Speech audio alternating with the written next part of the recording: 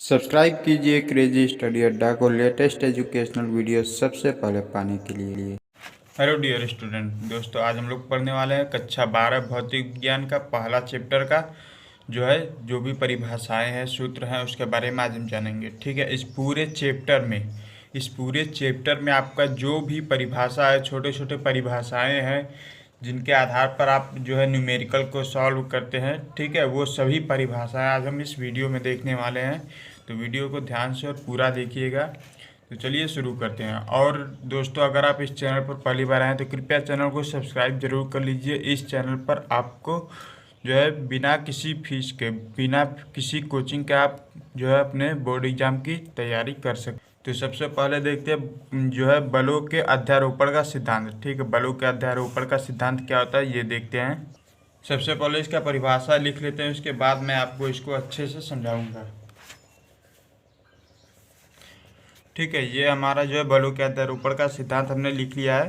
देखिए ये क्या बोल रहा है, यदि किसी निकाय में, ठीक है, यदि किसी निकाय में अनेक आवेश हों तो उनमें से किसी एक आवेश पर लगने वाला बल अन्य आवेशों के कारण अलग अलग बलों का सदिश योग होता है। ठीक है, देखिए इसको समझने के लिए मान लेते हैं कोई एक निकाय है। ठीक है, यहाँ पर कोई एक निकाय है, इस पर बहुत सारे बल लग रहे हैं, है ना, F1 F2 F3। ठीक है, F1 F2 F3।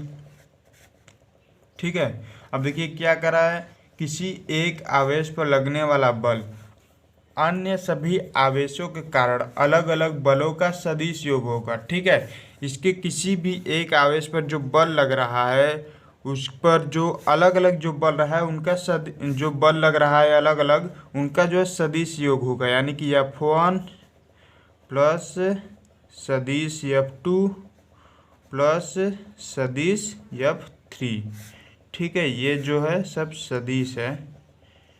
ठीक है, ये हमारा बलों के अध्यारोपण का सिद्धांत हो गया, और ये हमारा बलों के अध्यारोपण के सिद्धांत का सूत्र है। ठीक है, अब आइए अगला परिभाषा देखते हैं, वैद्युत क्षेत्र की तीव्रता। ठीक है, वैद्युत क्षेत्र की तीव्रता, इसका परिभाषा पहले लिख लेते हैं, फिर आपको इसको मैं समझा दूंगा। ठीक है, अब देखिए इसका परिभाषा क्या है, वैद्युत क्षेत्र में किसी बिंदु पर रखे, ठीक है, वैद्युत क्षेत्र में किसी बिंदु पर रखे परीक्षण आवेश पर लगने वाला बल तथा परीक्षण आवेश के मान। ठीक है, यहाँ पर देखिए 2 पॉइंट ध्यान देने वाली बात है कि परीक्षण आवेश पर लगने वाला बल और परीक्षण आवेश के मान के निष्पत्ति को वैद्युत क्षेत्र की तीव्रता कहते हैं, और इसे ई से प्रदर्शित करते हैं। ठीक है, इसे ई से प्रदर्शित करते हैं, है ना, और इसका जो सूत्र होता है वो होता है E बराबर F/Q। ठीक है, विद्युत क्षेत्र की तीव्रता E है और लगने वाला बल F है और Q आवेश है। निष्पत्ति का मतलब यहाँ अनुपात से है। ठीक है, लगने वाले बल और आवेश की, विद्युत आवेश के मान को मान के इसके अनुपात को क्या कहते हैं, विद्युत क्षेत्र की तीव्रता कहते हैं। ठीक है, और इसका मात्रक क्या होगा, देख लीजिए मात्रक क्या होगा विद्युत क्षेत्र की तीव्रता की, यानी कि ई का मात्रक क्या होगा, हमारा हो जाएगा, देखिए बल का क्या होता है, ये बल है, ठीक है, और ये आवेश है ना, तो बल का हमारा हो जाएगा न्यूटन, और ये बटा है तो प्रति क्या हो जाएगा, कूलाम। ठीक है, न्यूटन प्रति कूलाम इसका मात्रक हो जाएगा। ठीक है, ये आपको अच्छे समझ में आया। अब आइए अगला देखते हैं। अब अगला है हमारा इलेक्ट्रॉन वोल्ट। ठीक है, इसका परिभाषा देखते हैं।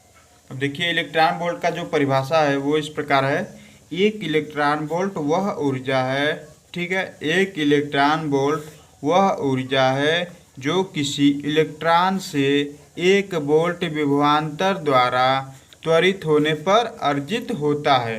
ठीक है, अब देखिए 1 इलेक्ट्रॉन वोल्ट का मान कितना होता है, एक इलेक्ट्रॉन वोल्ट बराबर होता है 1.6 गुणा 10 के घात -19 जूल।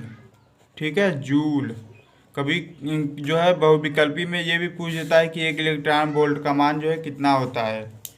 ठीक है, तो इसको भी आप जो है ध्यान रखिएगा। अब अगला देखते हैं हमारा क्या परिभाषा है। अब अगला है हमारा आवेश का रेखीय घनत्व। ठीक है, आवेश का रेखीय घनत्व, इसका परिभाषा हम लोग देख लेते हैं। अब इसका परिभाषा देखिए क्या है कि किसी चालक अथवा अचालक पदार्थ की, ठीक है, किसी चालक अथवा अचालक पदार्थ की प्रति एकांक लंबाई पर उपस्थित आवेश को उसका रेखीय घनत्व कहते हैं। या फिर यहाँ पर ये भी लिख सकते हैं कि आवेश का रेखीय घनत्व कहते हैं। ठीक है, इसका देखिए सूत्र क्या होता है। इसका सूत्र देखिए होता है लैम्डा बराबर Q/L, जहाँ लैम्डा क्या है, लैम्डा है हमारा आवेश का रेखीय घनत्व। ठीक है, और जो है Q क्या है, आवेश है, और L क्या है, L हमारा लंबाई है।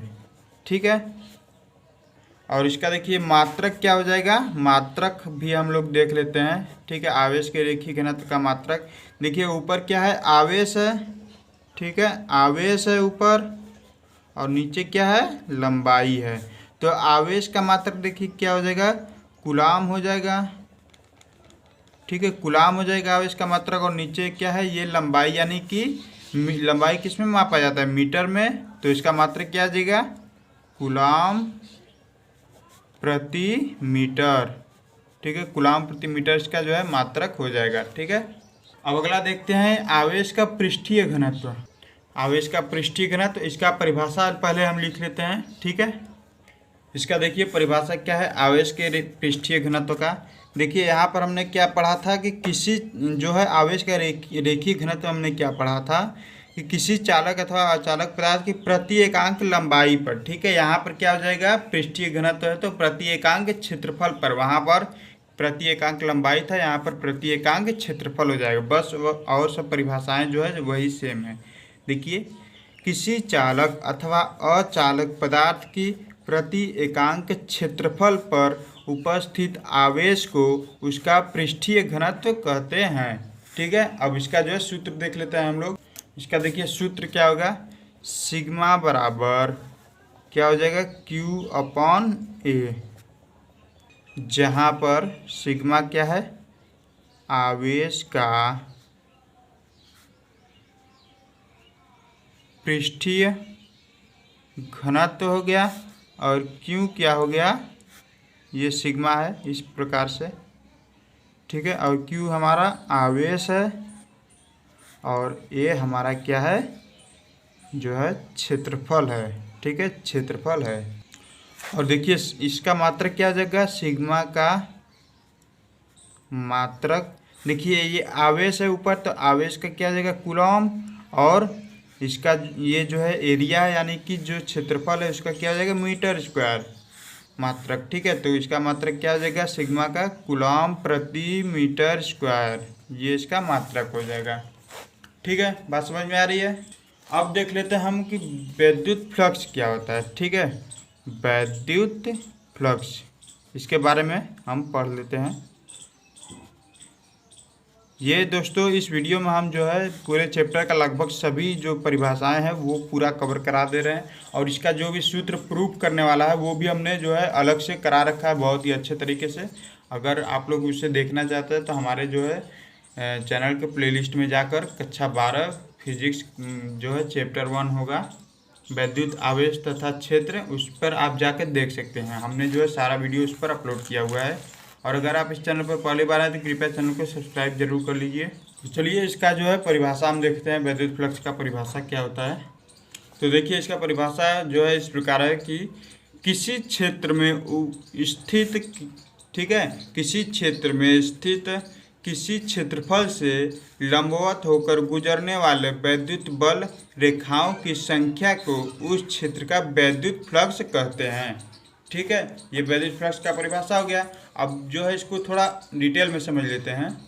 जैसे कि ये मान लीजिए कोई वैद्युत क्षेत्र है, ठीक है, ये कोई जो है हमारा वैद्युत क्षेत्र है। अब इसमें जो है एक कोई भी तल ले लेते हैं, है ना, ABCD। अब इस तल से लंबवत होकर जो है वैद्युत बल रेखाएं गुजरेंगी वो क्या कहलाएंगी, हमारा वैद्युत फ्लक्स कहलाएगा। ठीक है, इसका सूत्र देखिए क्या होता है, वैद्युत फ्लक्स फाई E बराबर B इंटू A। ठीक है, सॉरी B इंटू A नहीं होता है। ठीक है, हमारा जो ये सूत्र होता है फाई E बराबर E इंटू DA। ठीक है, ये जो B है ये तो हमारा जो है वैद्युत फ्लक्स नहीं है, ये हमारा चुंबकीय फ्लक्स है, इसलिए ये नहीं होगा। E इंटू DA, E हमारा क्या है, E हमारा जो है वैद्युत क्षेत्र है। ठीक है, यहाँ पर हम B नहीं लेंगे क्योंकि B तो हमारा जो है मैग्नेटिक फील्ड है, यानी कि चुंबकीय क्षेत्र है। ठीक है, E हमारा वैद्युत क्षेत्र हो गया और DA क्या हो गया, हमारा जो हमने तल लिया था उसका क्षेत्रफल हो गया। ठीक है, और हमारा जो फाई E है वो क्या है, वो हमारा वैद्युत फ्लक्स है। ठीक है, ये हमारा वैद्युत फ्लक्स है ना। अब इसको साइड में हम थोड़ा सा इसका जो है व्यापक रूप में हम लिख देते हैं। देखिए, अगर ये वैद्युत क्षेत्र जो है, वैद्युत क्षेत्र से ये जो तल है अगर थीटा कोण बना रहा है तो क्या होगा, इसका व्यापक रूप आप लोग नीचे लिख लीजिएगा, हम साइड में लिख दे रहे हैं। ठीक है, इसका जो है व्यापक रूप का समीकरण क्या होगा, फाई E बराबर E DA cos थीटा। ठीक है, E DA cos थीटा, इसका जो है ये व्यापक रूप होगा। मेन फार्मूला यही है, अगर थीटा का मान भी दिया है तो हम उसको सॉल्व करने के लिए ये यूज करेंगे, नहीं तो फिर ये यूज करेंगे। ठीक है, अब अगला हम देख लेते हैं। अब इसका देखिए मात्रक जो होता है फाई E का है, यानी कि विद्युत फ्लक्स का मात्रक जो होता है वो होता है हमारा वोल्ट मीटर। ठीक है, मात्रक आप लोग लिख लीजिएगा वोल्ट मीटर। ठीक है, मात्रक हमारा इसका वोल्ट मीटर होता है। जगह नहीं था इसलिए हमने जो है यहाँ पर लिख दिया है। अब अगला हम देख लेते हैं गॉस का प्रमेय। ठीक है, गॉस का प्रमेय क्या होता है। अब देखिए जो गॉस का प्रमेय है वो क्या है कि किसी बंद पृष्ठ से होकर गुजरने वाली वैद्युत फ्लक्स उस पृष्ठ द्वारा परिबद्ध कुल आवेश का 1/ε0 गुना होता है। ठीक है, मतलब कि फाई E बराबर क्या हो जाएगा, 1/ε0 इंटू Q। ठीक है, Q का जो है यानी कि Q आवेश का 1/ε0 गुना होता है, गुना यानी कि गुणे के रूप में, गुणा के रूप में। ठीक है, ये जो है हमारा गॉस का प्रमेय है। ठीक है, हमने एक वीडियो में जो है इस गॉस के प्रमेय को बहुत ही अच्छे एकदम सरल तरीके से कराया हुआ है। आपको जो है पूरे YouTube में इतने सरल तरीके से नहीं कराया गया होगा जहाँ जैसे कि हमने करा रखा है। ठीक है, तो आप उसको भी हमारे चैनल पर जाकर देख सकते हैं, प्लेलिस्ट में आपको मिल जाएगा। अब अगला देखते हैं हम कूलाम का नियम। ठीक है, कूलाम का नियम देखते हैं, ये क्या है कूलाम का नियम। सबसे पहले इसका परिभाषा देख लेते हैं, उसके बाद उसको समझाते हैं। अब देखिए हमारा कूलाम का नियम जो है क्या कहता है कि दो स्थिर बिंदु आवेशों के बीच लगने वाला आकर्षण या प्रतिकर्षण बल दोनों आवेशों की मात्राओं के गुणनफल के अनुक्रमानुपाती तथा उनके बीच के दूरी के वर्ग के व्युत्क्रमानुपाती होता है। ठीक है, अनुक्रमानुपाती यानी कि जो है दोनों आवेशों की मात्राओं का जो गुणनफल होगा वो ऊपर होगा, और जो व्युत्क्रमानुपाती का मतलब होता है कि उनके बीच की दूरी का स्क्वायर जो होगा यानी कि वर्ग जो होगा वो नीचे होगा। ठीक है, तो इसका सूत्र लिखते हैं, आपको अच्छे से क्लियर हो जाएगा। इसका जो सूत्र होता है वो होता है F बराबर K इंटू Q1 गुणा Q2 अपॉन आर स्क्वायर। देख रहे हैं आर स्क्वायर नीचे है और Q1 इंटू Q2 ऊपर है, और K बराबर होता है हमारा क्या होता है 1/4πε0। इसको चाहे तो 9 गुणा 10 के घाते 9 भी लिख सकते हैं। ठीक है, इसकी कोई ज़रूरत नहीं है ना, बस इतना ही लिखिए काफ़ी है। यह बराबर हो जाएगा हमारा 1/4πε0 into Q1 Q2 upon are square. ठीक है, जो है कूलाम का ये नियम है। कूलाम के नियम को हमने बहुत ही अच्छे तरीके से समझाया है और कराया है। आप हमारे चैनल पर इसको भी, इसका प्रूफ भी आप देख सकते हैं कि ये कैसे होता है। ठीक है, आपको जो है डिस्क्रिप्शन में इसका लिंक मिल जाएगा। अब यहाँ पर देखिए एप्सिलॉन नॉट क्या है। एप्सिलॉन नॉट है हमारा वायु या निर्वात की वैद्युतशीलता। ठीक है, ये कूलाम के नियम में जो एप्सिलॉन नॉट है इसको क्या बोलते हैं, वायु या निर्वात की वैद्युतशीलता बोलते हैं। ठीक है, अब अगला देख लेते हैं हम कूलाम के नियम की सीमाएं क्या है। ठीक है, कूलाम के नियम की सीमाएं ये क्या होता है। ठीक है, इसके बारे में भी देख लेते हैं। तो सबसे पहला इसकी सीमाएं हैं क्या है, वो ये है कि कूलाम का नियम बिंदु आवेशों के लिए लागू होता है। ठीक है, बिंदु आवेशों के लिए लागू होता है। ठीक है, अब दूसरा है हमारा क्या है, जो दोनों आवेश है उनके बीच की दूरी 10 से 15 मीटर से अधिक नहीं होना चाहिए। ठीक है, तो दूसरा हम क्या लिखेंगे कि दो आवेशों के बीच की दूरी 10 से 15 मीटर से अधिक नहीं होनी चाहिए। ठीक है, इससे अधिक हो जाएगा तो हमारा वहाँ पर जो है कूलाम का नियम लागू नहीं होगा। ठीक है, ये जो है इसकी सीमाएं थी, 2 सीमाएं हमने लिख लिया है, इतना काफ़ी है। अब देख लेते हैं कूलाम के नियम का सदिश रूप। ठीक है, कूलाम के नियम का सदिश रूप क्या होता है। ठीक है, ये देख लेते हैं, इसको समझ लेते हैं हम। इसका परिभाषा लिख लेते हैं, उसके बाद इसको अच्छे से समझ लेते हैं। देखिए कूलाम के नियम का सदिश रूप क्या है। देखिए किसी बिंदु आवेश Q1 पर Q2 के कारण, ठीक है, कोई भी बिंदु आवेश मान लेते हैं दो, एक Q1 है और यहाँ पर एक Q2 है। ठीक है, किसी बिंदु आवेश Q1 पर Q2 के कारण कार्यरत वैद्युत बल, यानी कि Q1 पर जो बल लग रहा है Q2 के कारण, Q1 पर बल Q2 के कारण, यानी कि अगर Q1 पर जो बल लग रहा है वो F12 लग रहा है और इस पर मान लेते हैं F21 लग रहा है।